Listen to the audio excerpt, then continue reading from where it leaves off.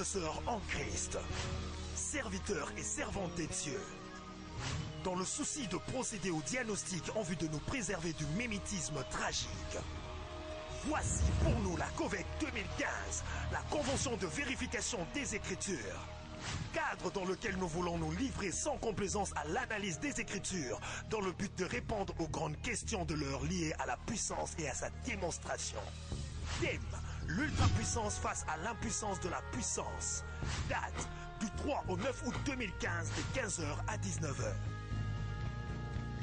Orateur: le pasteur Kabundi Walesa, l'apôtre Walo Muchenga Malachi, l'évêque général Albert Kankenza Mwanambo, l'évêque Pascal Mukuna, le docteur Ngalasi, le pasteur Baruti Kassongo et le révérend Kodempoy Kadima, hôte de la Convention. Lieu: Église Image de l'Éternel, 6 30 66 avenue Kassavubu, commune de Bandal, voire arrêt Bakayao et Maïsab. COVEC 2015, du 3 au 9 août 2015, de 15h à 19h. Cordial bienvenue.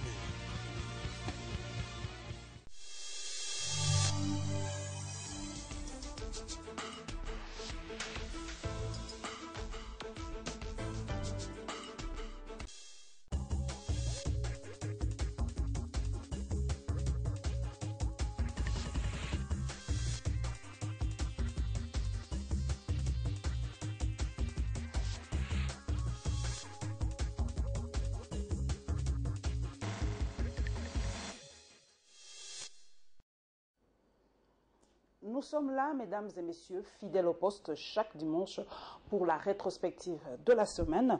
Et très heureuse donc d'être parmi vous et vraiment recevez donc mes salutations. Aujourd'hui, j'ai le réel plaisir de recevoir un homme de Dieu et en même temps un professeur, donc une intelligence de mon pays. J'ai donc l'honneur de recevoir Monsieur Godempoy, le pasteur Godempoy Cécélon. Bonjour, pasteur Godempoy. Bonjour Paulette. Très heureuse en tout cas de vous recevoir pour passer en revue en tout cas les grandes lignes d'actualité. Mais vous êtes pasteur dans l'église L'Image de l'Éternel et vous allez tenir, on l'a vu tout à l'heure, une convention. Le thème c'est l'ultra-puissance face à l'impuissance de la puissance. Ça semble un peu fou, il y a trop de puissance. Essayez d'expliciter un peu aux téléspectateurs ce thème, l'ultra-puissance face à l'impuissance de la puissance. Oui, merci Paulette. Donc le thème n'est pas si tarabiscoté que tu le penses. En fait, lorsque nous parlons de l'ultra-puissance face à l'impuissance de la puissance, nous voulons tout simplement expliquer au peuple de Dieu que la puissance a échoué. La puissance de la magie, la puissance de l'homme, la puissance de la sorcellerie, la puissance des fétiches a échoué. Maintenant, il faut recourir à l'ultra-puissance qui est celle de Dieu. C'est celle-là qui peut apporter des solutions à tous nos problèmes.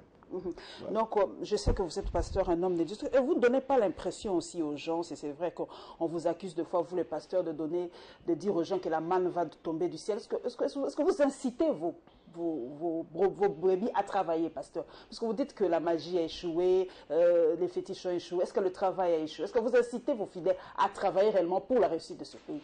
Ou vous dites simplement, attendez, Dieu va tout faire? Est-ce que vous êtes parmi ces pasteurs?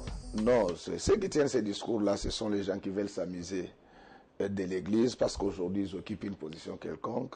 Nous faisons un grand travail dans ce pays. S'il t'arrivera de suivre mes prêches, je pense que je suis un homme équilibré. Je suis de ceux qui croient que seul le travail est l'usine qui fabrique les milliards. Donc, lorsque nous invitons les gens, nous ne parlons pas seulement de l'ultra-puissance à ce qui concerne le surnaturel. C'est-à-dire, il y a également des enseignements qui vous permettent de vivre la puissance, la superpuissance de Dieu dans votre vie. C'est-à-dire connaître d'abord le travail que tu dois faire. Parce qu'à chaque métier correspond un profil. Ok. Ouais. Donc pour vous, pasteur, est-ce que le paradis est sur terre? Parce que certains pasteurs nous disent que non. À quoi ça sert d'avoir toutes les richesses du monde si vous allez perdre votre âme? Est-ce que le paradis, on doit le vivre sur terre ou attendre l'autre côté? Non, c'est-à-dire que le bien-être, il est à la fois temporel et sacré. Je ne vais pas lire ces versets-là, je vais les citer de mémoire. Un jour, l'apôtre Pierre, s'entretenant avec le Seigneur Jésus-Christ, lui avait posé la question de savoir qu'est-ce qui est allé lui arriver après qu'il ait tout abandonné. Le Seigneur lui avait dit que sur la terre, vous aurez les centuples avant d'avoir la vie éternelle. C'est pour dire que lorsqu'on croit au Seigneur, on les sert sincèrement, on sera bien heureux sur la terre avant de vivre éternellement. La richesse n'est pas incompatible avec le fait d'être chrétien, parce qu'on se dit aussi qu'il est difficile à un riche d'entrer dans le royaume des cieux. Est-ce que ce n'est pas incompatible à un riche d'entrer dans le royaume des cieux? En fait, la philosophie servant de la théologie, les passages que vous évoquez là, on utilise un métalangage.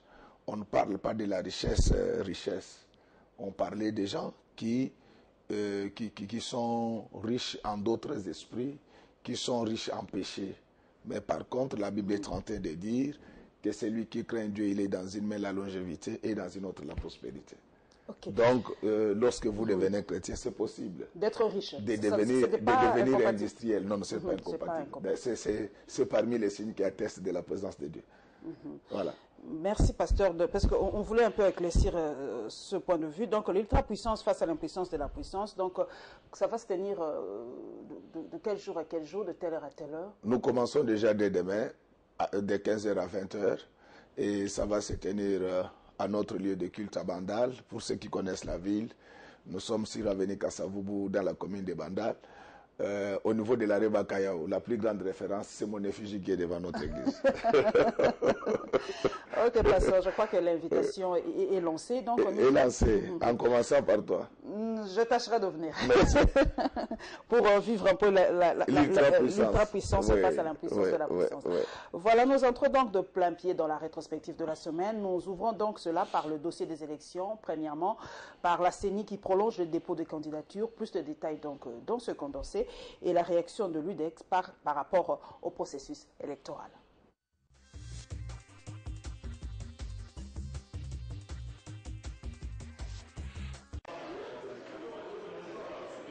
Nouveau réaménagement du calendrier de l'élection des gouverneurs et vice-gouverneurs des nouvelles provinces. En toile de fond, la culture des dernières minutes qu'aurait acquise une frange de la population congolaise. Dans ce cas, il s'agit des potentiels candidats à ce scrutin. En outre, ces derniers auraient rencontré d'énormes difficultés afin de rejoindre leurs circonscriptions respectives. Au final, les comptes pour certaines provinces n'y est pas, explique le rapporteur de la CENI. Jean-Pierre Kalamba en profite et défend la centrale électorale qui, selon lui, ne procède ni par essai-erreur, moins encore d'agir délibérément avec pour seule intention de glisser. À midi, les statistiques existent, nous avions 83 retraits de formulaires dans les différentes provinces nouvelles et que à cette heure-là, pendant que nous étions en plénière, il n'y avait que 6 retraits de notes de perception. À ce moment-là, qu'est-ce que la CENI pouvait faire? Pouvait dire je clôture pour aller organiser les élections sans combattants. Donc la guerre ne peut pas avoir lieu s'il n'y a pas de combattants. Vous pouvez tirer vous-même des conditions si c'est la CENI qui vous amène sur les glissements ou si c'est les candidats qui défilent dans vos chaînes font du bruit. Par contre, le rapporteur de la CENI affirme qu'il y a risque de chevauchement entre cette élection des gouverneurs des nouvelles provinces et les provinciales prévues également en octobre.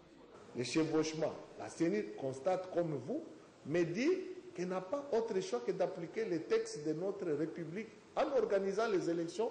Si c'est la nuit qu'on élit les gouverneurs et qu'il y a élection des députés provinciaux qui 2 mois après vont élire, on va y aller.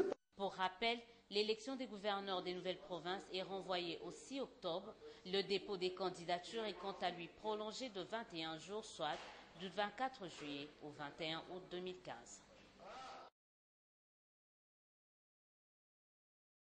Alors que le débat sur la définition de l'élection prioritaire divise la classe politique, l'Union pour le développement social et communautaire vient couper la poire en deux.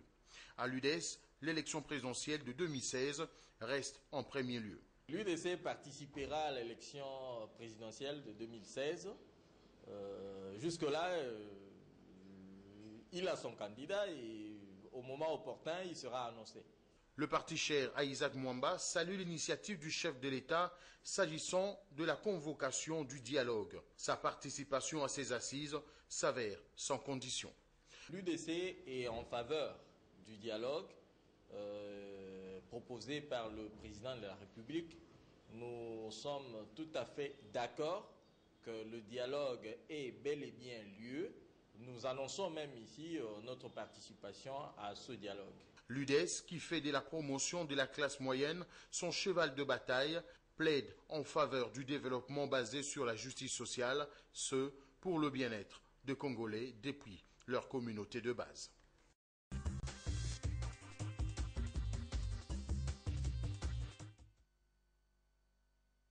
Godin, pour une question directe, est-ce que vous avez été reçu par le chef de l'État? Non, moi, il avait reçu une délégation de pasteurs, mais moi je ne faisais pas partie de cette délégation-là. Donc, est-ce que le dialogue est une vertu chrétienne, en fait? En fait, le dialogue, lorsqu'il est tenu de bonne foi, c'est la voie par excellence pour régler pacifiquement les problèmes. Et je suis de ceux qui croient que c'est seul par le dialogue qu'on peut résoudre la complexe question congolaise.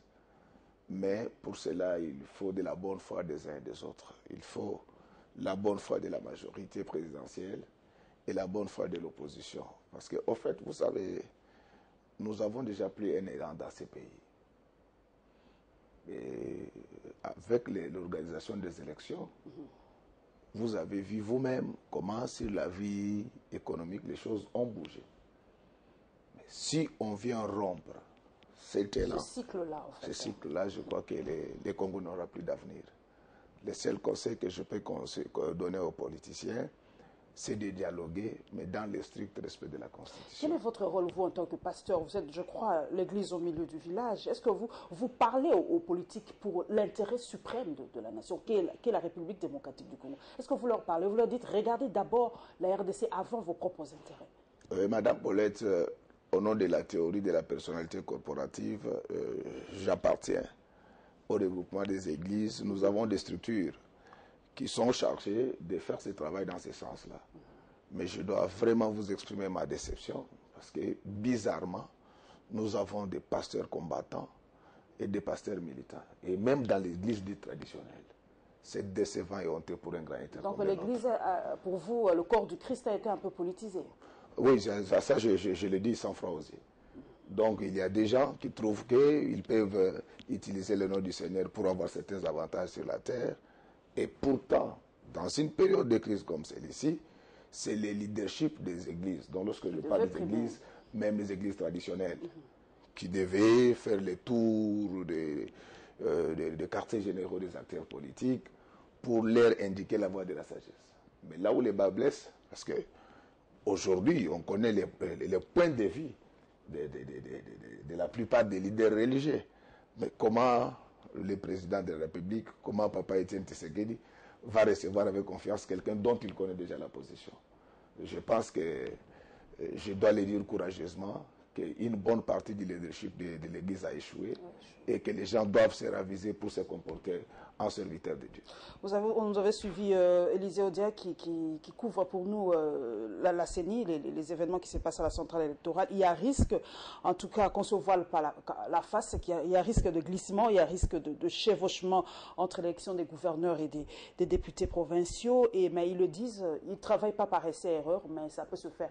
Si ça nous arrivait de glisser, en fait, d'aller au-delà des dates prévues, Pasteur Ngoï, quelle est votre analyse? Qu'est-ce qui peut réellement se passer dans ce pays? Donc ici, je ne parle pas seulement comme pasteur. Oui, en tant que... Je parle comme quelqu'un qui a fait un peu de sciences de l'État et du pouvoir. Je vous en prie. Suivez l'histoire de l'Afrique. Il y a de cela 10 ans, on a organisé bon gré mal gré des élections dans la plupart des États. La conséquence logique, c'est que dans toute l'Afrique aujourd'hui, le taux de croissance est vraiment croissant. Tout simplement parce qu'on est à 9% en République démocratique du Congo. Naturellement, là encore, il y a des choses à expliquer. La croissance africaine, la croissance congolaise ne peut pas justifier le développement ou l'émergence du pays dans les conditions actuelles. Parce qu'il s'agit d'une croissance du secteur primaire. Et les économistes développeurs savent que les croissances du secteur primaire sont généralement des croissances appauvrissantes. Donc ce que le gouvernement doit faire pour que cette croissance devienne inclusive, il faut qu'on puisse passer du secteur primaire au secteur secondaire. Donc il ne faut pas que les gens, oui, pourquoi pas tertiaire? Il ne faut pas que les gens parlent de la croissance comme s'il y a quelqu'un qui a fait un effort. Donc la croissance du premier secteur, c'est vraiment, dans tous les pays du monde, c'est le cadeau que Dieu fait aux hommes. Il appartient maintenant aux hommes de transformer cette croissance pour qu'elle puisse devenir une croissance inclusive. Donc ça, c'était une parenthèse que j'avais ouverte et je vais la refermer tout de suite. Alors, j'ai parlé de l'Afrique. Avec cette démocratisation, les gens pouvaient se dire que nous attendons notre tour. Il y avait la paix, n'est-ce pas? Alors aujourd'hui, tel que les choses se présentent en Afrique, il y a un risque que partout qu'il y ait ce que vous appelez comment les glissements. Les glissements. La conséquence, ici, je parle vraiment comme quelqu'un qui a fait un peu de sciences de l'état et du pouvoir. La conséquence, c'est que ça va nous retourner dans l'incertitude, avec tout ce que cela peut avoir comme panoplie de risques, notamment les retours au coup d'État que nous ne souhaitons pas. Donc moi, ce que je conseille aux dirigeants africains ainsi qu'aux gens de l'opposition, c'est de faire tout pour respecter leur constitution. Ça, il va vraiment de l'intérêt du pays. Mais là, je parle en tant que citoyen. Je ne suis pas Madame la République démocratique du Congo.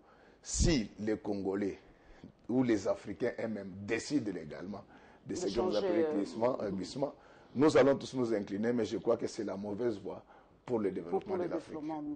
Donc je vous l'ai dit, vous allez observer ça. Je vous donne l'exemple, vous avez suivi l'actualité, ce qui s'est passé au Burundi. Vous avez suivi dernièrement l'assassinat du proche du président. Nous n'avons plus besoin de ce genre de choses. Nous voulons la paix dans ce pays. Est-ce que la paix à n'importe quel prix? Même le Christ était un combattant. Est-ce que la paix à n'importe quel prix? Non, Monsieur Godin. Non, en fait, la paix c'est la meilleure des choses. La paix dans le respect de l'un et de l'autre, la paix dans le respect des textes, c'est l'ultime voie. Je vous dis, l'anarchie ne profite à personne. Donc ça, c'est le conseil que moi je donne aux frères politiciens. Mais moi, je ne suis pas la République démocratique du Congo. Si les Congolais optent pour le contraire, nous allons nous incliner. Mais nous sommes là pour donner des conseils parce que ça ne va pas. Regardez là où nous sommes aujourd'hui. Vous voulez encore que nous rentrons dans la dèche? Donc ça, c'est mon point de vue. Et je voulais vraiment exhorter aux hommes de Dieu de cesser d'être des partisans. Ok. Voilà. Nous poursuivons, mesdames et messieurs, toujours par les dossiers des élections. Cette fois-ci, l'accent est mis sur le contrôle du fichier ou de l'audit du fichier électoral et la campagne que mène le PVH sur le processus électoral.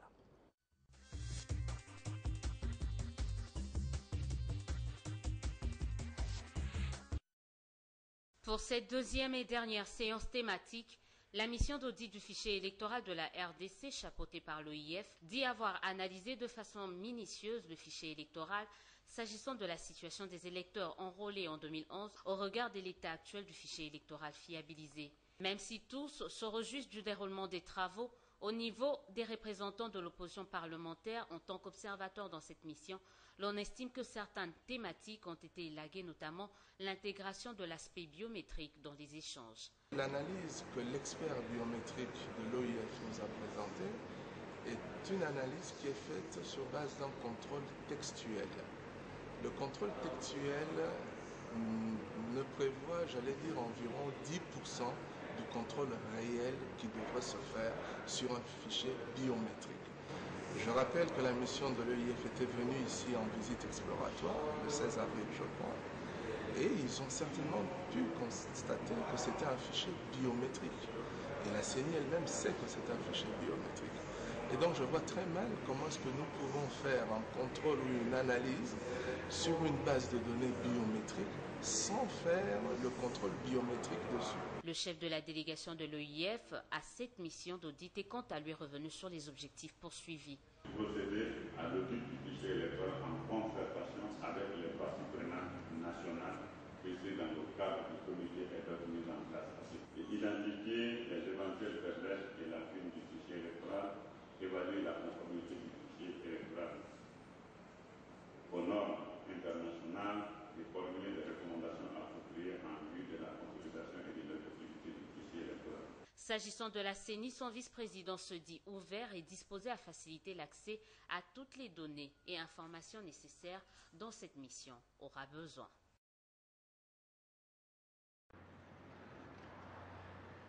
Les personnes vivant avec handicap tiennent mordicus à leur représentativité au sein des institutions du pays.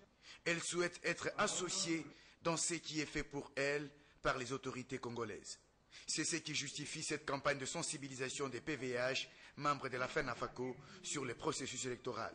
Patrick Pindou est coordonnateur de la FENAFACO. Les personnes vivant avec handicap, peut-être hier, étaient oubliées pour leur implication dans les processus électoraux.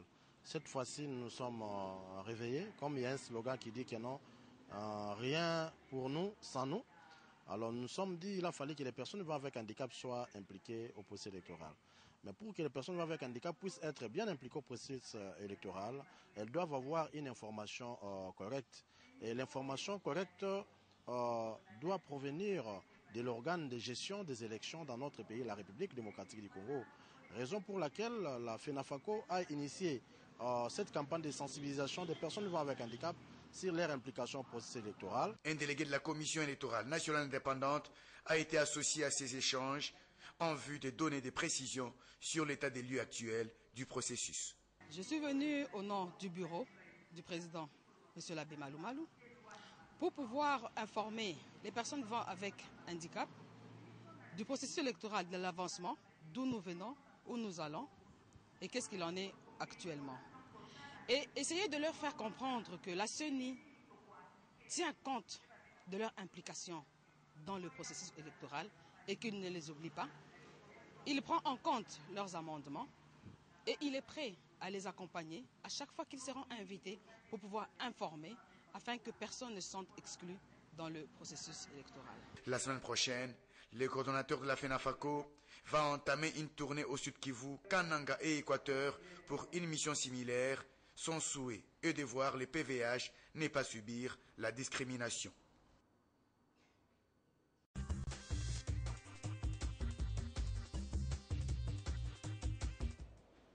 Monsieur Godempo, est-ce que, selon vous, les personnes vivant avec handicap en République démocratique du Congo sont stigmatisées par rapport à n'importe quoi? Est-ce qu'ils se retrouvent vraiment, est-ce qu'ils vivent mieux en République démocratique du Congo, avec tous les droits? Bon, à ma connaissance, oui. Hein. Le problème, c'est que lorsque vous voulez faire partie des institutions d'un État, il faut s'engager politiquement. C'est ce que les gens ne savent pas. C'est-à-dire que nos frères que nous aimons beaucoup, s'ils veulent vraiment prendre part active à la vie publique, donc ils doivent s'engager politiquement. Et d'ailleurs, je connais parmi eux, il y a quelqu'un de très compétent. C'est le cas du patron de l'ICIPA qui a fait preuve d'une bonne gouvernance. Donc, s'ils s'organisaient, ils peuvent toujours se retrouver dans les institutions de la République. Surtout que certains parmi eux ont fait preuve de bonne gouvernance dans ce qu'ils sont en train de faire. Et en tant que pasteur, ils ont mon soutien par rapport à cela. Mais seulement, ils doivent savoir que on n'entre pas dans les institutions de l'État parce qu'on veut y aller. Il faut d'abord un engagement politique. Il n'y a que cela qui peut les conduire. Mais l'État peut les protéger parce que ce sont des personnes vulnérables. Oui, par rapport à la vulnérabilité, oui. Oui, mais le problème, c'est que l'État peut les protéger. Si, par exemple, ils ne se sont pas réussi à se faire élire, vous voyez, il n'y a aucune représentativité des personnes vulnérables. Il y aura des problèmes. Ah oui, c'est pourquoi il faut que les gens cessent de croire qu'il n'y a que les personnes physiquement au point qui sont capables de faire quelque chose. Lors des élections, s'il y a quelqu'un qui a un handicap physique, mais qui réfléchit bien, il y a lieu de lui faire confiance. Qui ne se sentent pas complexés du tout, qui se lancent dans la politique. Qui se lancent vraiment, qui s'engagent politiquement, je crois que ça va marcher. Par rapport au fichier électoral, nous l'avons vu tout à l'heure, ça pose toujours problème, hein, ce fichier électoral, l'audit de ce fameux fichier électoral. Depuis 2006-2011, on nous parle toujours de ce fichier électoral. Vous, en tant qu'économiste, qu'est-ce qu'on peut faire pour qu'il n'y ait plus de suspicion par rapport à ce fichier électoral en République démocratique du Congo? Bon, vous savez, il faut qu'on puisse faire les choses dans la transparence. Vous avez suivi les porte-paroles de la CENI qui s'est plaint du fait qu'il n'y avait pas engouement par rapport au dépôt des candidatures. Mais je ne sais pas s'il connaît la raison. Vous savez vous-même qu'en 2006, en 2011, tout le monde a reconnu qu'il y avait assez d'irrégularités dans l'organisation de ces élections. Et parmi les candidats députés, il y en a qui avaient vendu leurs parcelles, qui avaient vendu des biens pour postuler. Mais la CENI s'est amusée à faire ce qu'elle pouvait faire. Donc aujourd'hui, les gens ne sont plus enthousiasmés, ils ne font plus confiance. Mais ce qu'on peut dire aux gens, c'est que quand même, il y a bien des têtes qu'on a changées là-bas. Ils peuvent y aller. Je voudrais parler comme pasteur que les auteurs de ces irrégularités resteront longtemps devant le Seigneur lors du jugement dernier.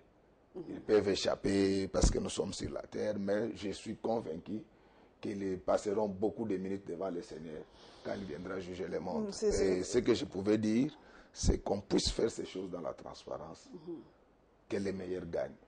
Lorsque c'est le meilleur qui a gagné, vous verrez qu'il sera suivi par ceux qui l'avaient élu. En tant qu'homme de Dieu, est-ce que c'est compatible, je reviens, qu'un pasteur, qu'un homme de Dieu s'implique aussi dans la politique? Est-ce qu'un pasteur peut facilement ne pas faire jouer aussi ce côté-là pour se faire élire à l'Assemblée nationale?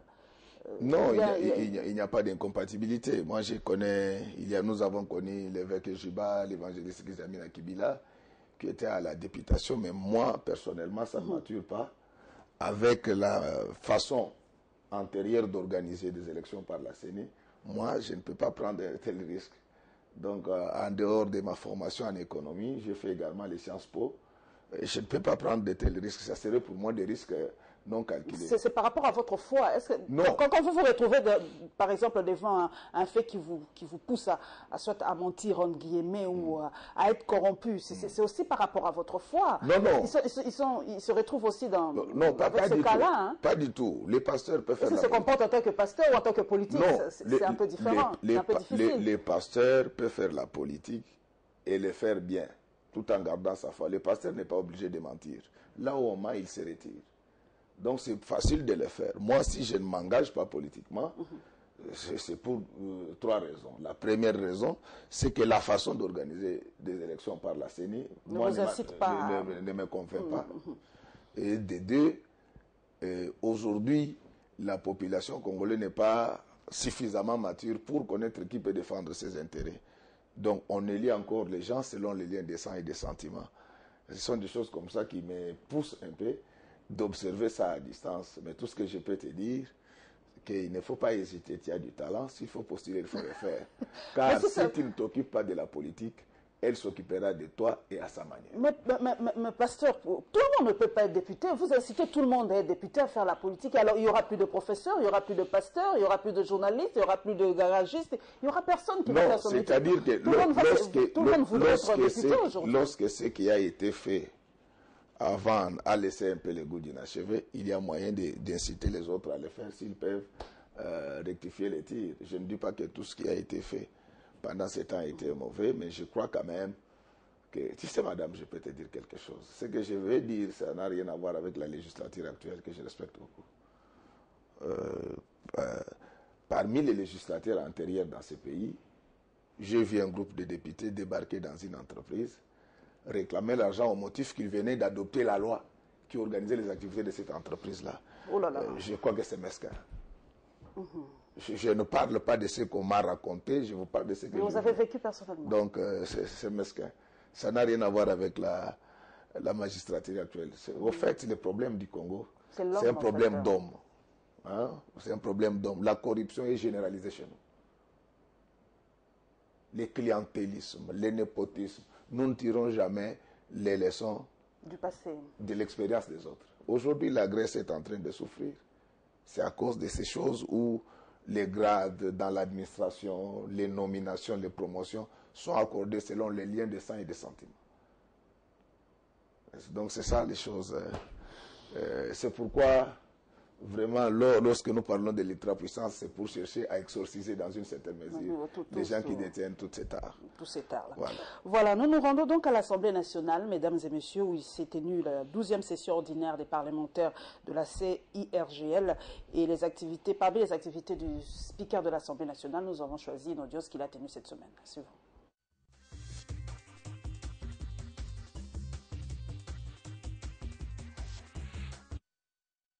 Le tête-à-tête, comité exécutif du Forum de Parlement de la CIRGL et Chevalier de la Plume, s'est déroulé en la salle de plénière du Sénat.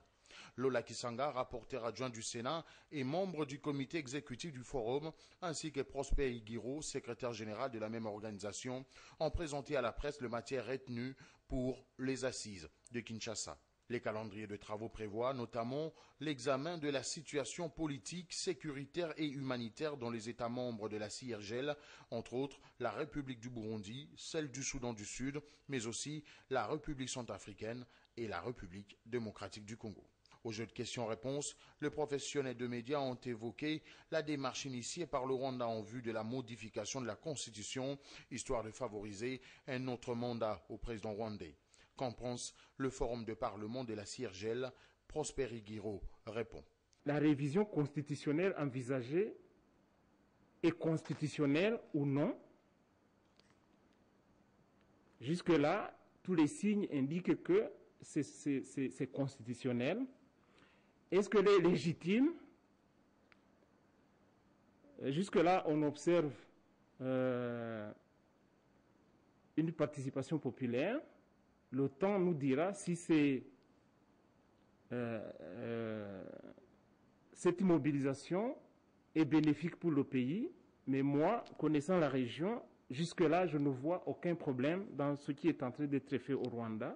Au rapporteur adjoint du Sénat d'apaiser le chevalet de la plume. Ces différentes matières seront en discussion lors de cette 12e session. Lola Kisanga. Ces problèmes de respect constitutionnel, de révision ou de changements constitutionnels, c'est autant d'objets qui vont réunir les comités exécutifs à partir de demain. Et les membres du comité exécutif vont tabler sur toutes ces questions et feront de recommandations et des résolutions idoines à notre 6e assemblée plénière qui aura lieu à Luanda, en République d'Angola. La fin de travaux prévue pour ce 30 juillet sera sanctionnée par un communiqué final. Nous n'avons pas une position ici, c'est aux Congolais, au Parlement de le décider. Ce que nous voulons, c'est que les échéances constitutionnelles sont gardées. Il faut avoir des lois pour ça, aussi la répartition de sièges. Un problème ouvert, c'est l'inclusion des nouveaux majeurs.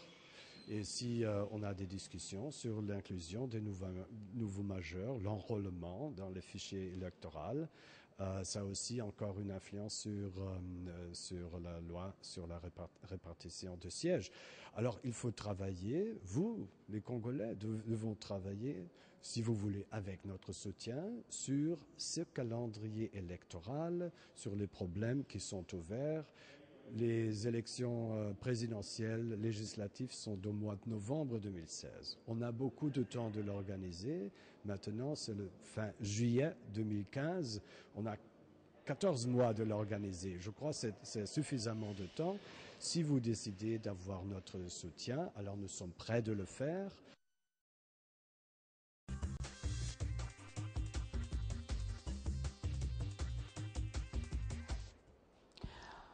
Pasteur Godé-Goyi, Monsieur Godé-Goyi, en tout cas, je vous poserai la question en tant que pasteur, en tant qu'économiste. L'Afrique évolue par paliers. Hein. On l'a vu, il y a eu les indépendances, et il y a d'abord eu la colonisation, la décolonisation, le monopartisme, les conférences nationales, les élections, le multipartisme. Et aujourd'hui, nous nous butons, l'Afrique, en tout cas francophone aujourd'hui, se bute au problème de la révision des constitutions et surtout au 3e mandat. Le peuple a choisi, dans beaucoup de pays africains, Pasteur Godé-Goyi, d'élire un président pour 2 mandats. Mais aujourd'hui, pourquoi, selon vous, les présidents africains tiennent, pas seulement africains, mais bon, admettons qu'on veut aujourd'hui changer ou modifier cette constitution pour permettre aujourd'hui à plusieurs présidents africains de faire leur 3e mandat? Non, bon, ce n'est pas tous les chefs d'État d'Afrique qui le font. Dans la preuve en est que chez nous, ce n'est pas encore à l'ordre du jour. C'est pourquoi il faut féliciter la classe politique congolaise pour cela. Parce que chez nous, on n'en parle pas. Mais s'il faut donner les conseils à ceux qui ont déjà levé cette option, nous respectons leur souveraineté. Souvent, ce qu'on avance comme argument, c'est que celui qui était là, il a bien géré et qu'il doit faire les continuums. Mais des choses comme ça, on ne les fait pas à l'approche vraiment des nouvelles élections. Et aux amis, aux pays voisins qui ont déjà levé cette option-là, regardez-nous dans la Bible par exemple. Le Dieu Tout-Puissant, tout ce qu'il avait créé était bon. Mais il s'efface, il laisse la gestion de la terre à Adam. Je pense que pour les États qui se sont déjà prononcés là-dessus, les responsables politiques pouvaient peut-être former leurs successeurs et ils devaient rester toujours dans les rouages de l'État, mais dans l'ombre. Dans d'autres... Oui, mais comme chez nous, ce n'est pas encore à l'ordre du jour, les conseils que nous pouvons donner, c'est que nous ne puissions pas faire le mimétisme tragique en imitant aveuglément les autres, que nous puissions vraiment nous regarder dans les yeux. Est-ce qu'on peut élaguer dans nos constitutions, pasteur Godin-Pouilly, cette histoire de mandat? Il y a même certains qui défendent la thèse que toute autorité vient de Dieu. Vous êtes homme de Dieu, donc si quelqu'un est chef de l'État, on ne peut pas le critiquer, on ne peut pas dire du mal de lui parce que toute autorité vient de Dieu. C'est Dieu qui l'a établi là, donc on doit le respecter, ne pas dire du mal de lui en aucun sens et tout ça. Comment expliquez-vous cette phrase-là, toute autorité vient de Dieu, et si on peut élaguer en fait les mandats dans les constitutions africaines, parce que c'est ça qui pose mandat. Un président africain peut faire 20 ans, 30 ans, s'il travaille bien, pourquoi pas? Parce que vous avez parlé du mimétisme. Si un président fait 20 ans, 30 ans, s'il travaille bien, qu'on les laisse travailler, on ne peut pas suivre les Européens non, chaque fois. Le principe, c'est que il est strictement interdit à un enfant de Dieu de parler en mal de son chef. Donc ça, c'est le principe de la Bible. C'est biblique. Oui, mais par rapport à l'organisation du mandat, donc le Dieu Tout-Puissant agit à travers les hommes. Lorsque les hommes ont déjà décidé de limiter les mandats, il faut les respecter. Parce que si nous allons dans la logique des mandats illimités, je vous dis que ma crainte, parce que les gens là, tout ce monde-là qui vous observe, ne pensez pas qu'il est toujours faible. Donc quand les gens se calment, c'est quand ils savent que après autant d'années, nous aussi, nous pouvons arriver là-bas. Mais si ça devient vraiment de manière illimitée et que c'est fait sans un consensus national, ça va nous amener aux pratiques du genre coup d'État. C'est ce qu'il ne faut pas souhaiter. Donc ce n'est pas parce que Dieu a dit que tout pouvoir vient de Dieu, que Dieu n'a pas dit que le pouvoir de l'homme est illimité. Donc il y a toujours moyen de fixer les mandats, mais ce sont les choses qu'il faut faire avec un large consensus national. Donc il faut dialoguer pour qu'on essaie de trouver vraiment de pistes, peut-être pour garantir la sortie de certains chefs d'État qui ont peur de l'après-présidence. Non, c'est ça aussi le plus grand problème.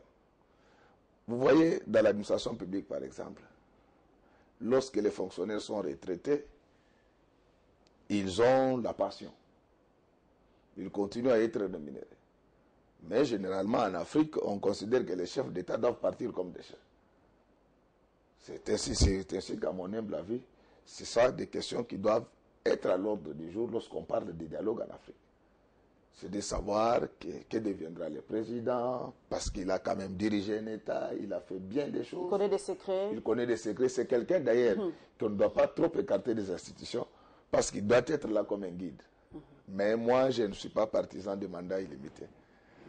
Je ne suis pas partisan des mandats illimités. Ça crée des problèmes. Parce que aujourd'hui, vous pouvez, parce que vous êtes en position de force, l'imposer. Les pouvoirs comme l'avoir sont cycliques.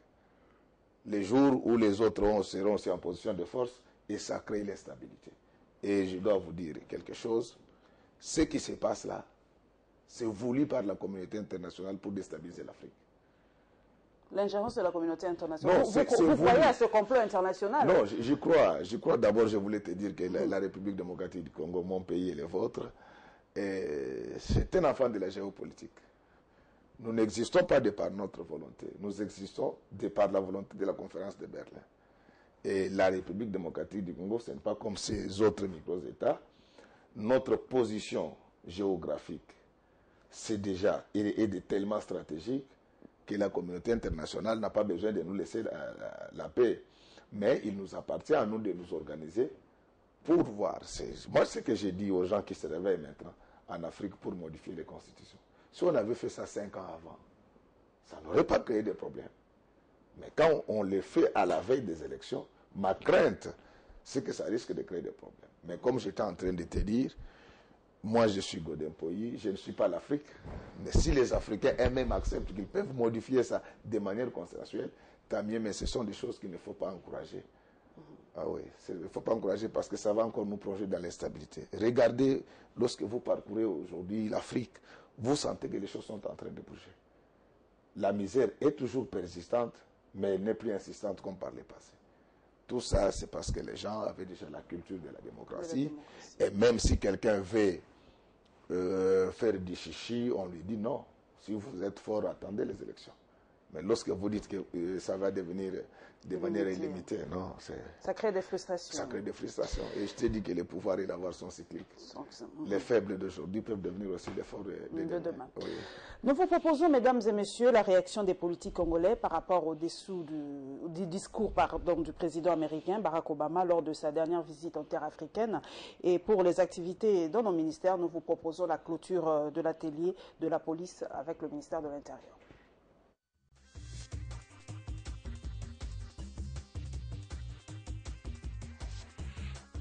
À la majorité présidentielle, le discours interpellateur du président Obama est qualifié d'acharnement sur le chef d'État africain. Claude Machala crie à la confusion. L'Afrique est un continent et il n'y a aucun État américain qui porte le nom de l'Afrique. Et je crois que M. Barack Obama s'est une fois de plus trompé l'époque. Pour moi, il m'a paru comme étant un enseignant qui s'est retrouvé dans une classe vide et qui s'est mis à parler à lui-même. Le néocolonialisme au jour d'aujourd'hui, ce n'est plus un problème de peau claire. Il y a aussi des Noirs qui sont néocolons, comme lui d'ailleurs. À l'opposition, l'acharnement, pas du tout. Pour Steve Mbeki, il s'agit tout simplement de l'hypocrisie de l'Occident. J'ai l'impression que, comme j'ai toujours dit, de la part de l'Occident, ce n'est pas d'hypocrisie. On dit une chose, on fait le contraire. Dans le cas de Burundi, le Rwanda a fait la même chose. Nous avons des États où c'est carrément le royaume, l'Angola, le Cameroun et consorts.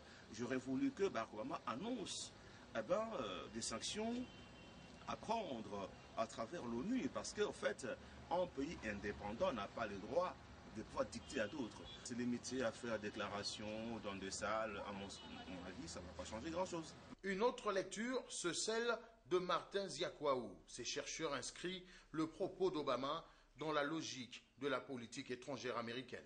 Le discours du président Obama s'inscrit dans la droite ligne de la promotion de l'un des objectifs de politique extérieure des États-Unis d'Amérique, à savoir l'expansion de la démocratie libérale à travers le monde et notamment sur le continent africain.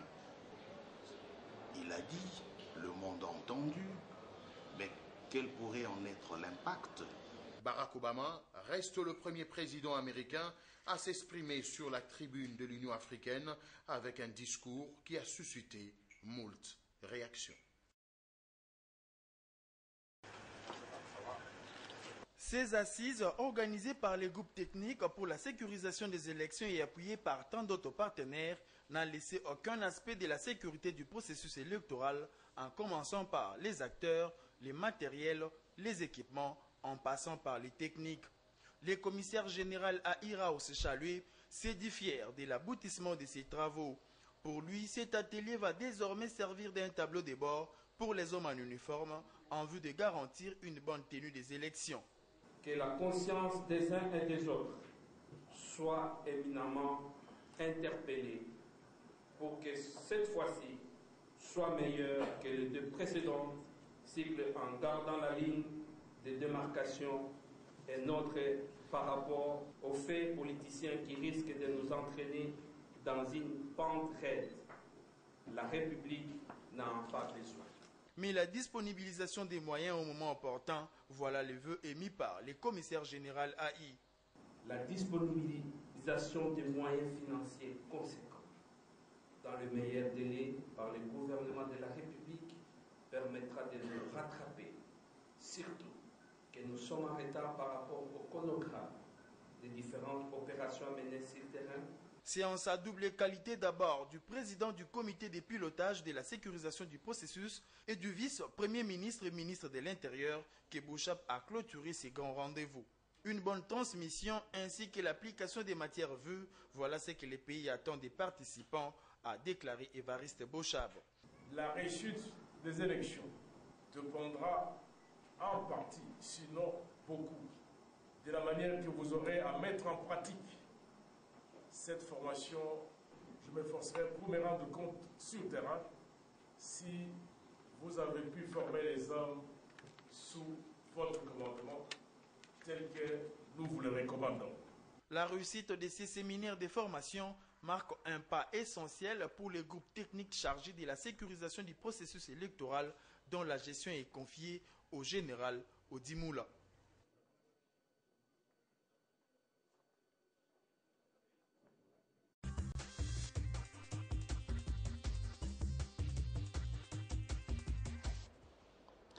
Notre excellent confrère Bobo Samba l'a souligné, c'est la première fois qu'un président américain tient un discours du haut de la tribune de l'Union africaine et son discours a suscité moult réactions comme il a si bien dit. Nous avons suivi aussi les réactions des politiques congolais, d'autres disent acharnement, les uns c'est de l'hypocrisie et ben d'autres c'est simplement la politique extérieure, la ligne politique extérieure de la diplomatie américaine. Alors Pasteur Ngoï, pour vous, quelle est la lecture que vous faites personnellement de ces discours du président Barack Obama? Merci beaucoup, madame. Avant de réagir par rapport au discours du président Obama, je voudrais d'abord réagir par rapport aux multiples réactions de la classe politique. Je crois qu'apparemment, dans notre pays, les gens ont encore la conception académique de la politique et de la souveraineté. J'entends souvent les gens en parler, mais dans les concerts des nations, ce n'est pas cela. D'abord sur les plans académiques pour rester dans leur logique, pour qu'on puisse parler de l'existence d'un